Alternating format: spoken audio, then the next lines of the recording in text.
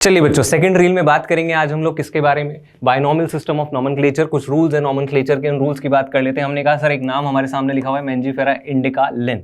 इसमें अगर रूल्स की बात करें, सबसे पहला रूल कि यहाँ दो कंपोनेंट होने चाहिए क्योंकि सिस्टम आपके पास binomial system, this system was given by Carolus Linnaeus. अब रूल क्या है, सबसे पहला रूल सर दो कंपोनेंट होने चाहिए, पहला उसका जेनेरिक नेम और दूसरा उसका स्पेसिफिक एपिथेट।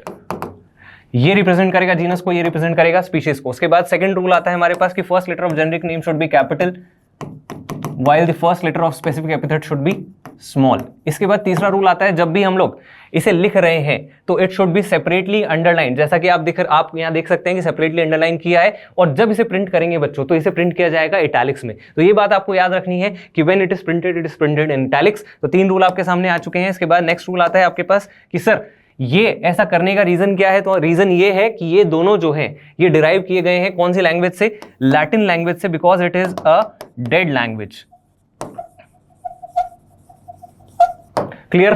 तो इसीलिए हम लोगों ने इसे लैटिन से लिया है। नेक्स्ट, इसके बाद हमारे पास और रूल आता है कि सर साइंटिस्ट का नेम जिसने नोमेनक्लेचर को प्रपोज किया उसे शॉर्ट में एंड में लिखा जाता है। तो ये आपके पास हो गए रूल्स ऑफ नोमेनक्लेचर। इसके बाद नेक्स्ट हम लोग एक टेबल की बात करते हैं बच्चों, एनसीईआरटी की इंपॉर्टेंट टेबल। यहां आपको 4 ऑर्गेनिजम्स का क्लासिफिकेशन दिया हुआ है, क्वेश्चंस आने के पूरे चांसेस हैं। तो अब याद कैसे करना है, तो सर देखिए यहां पर सबसे पहले मैन का दिया हुआ है, तो उसके लिए तो याद कर लेना होमो होमो होमो पीएम चोर, इससे आपको याद हो जाएगा ये। इसके बाद यहां आएगा मस्का मस्का, और यहां आप देख सकते हैं मस्का एंड मस्कीडे।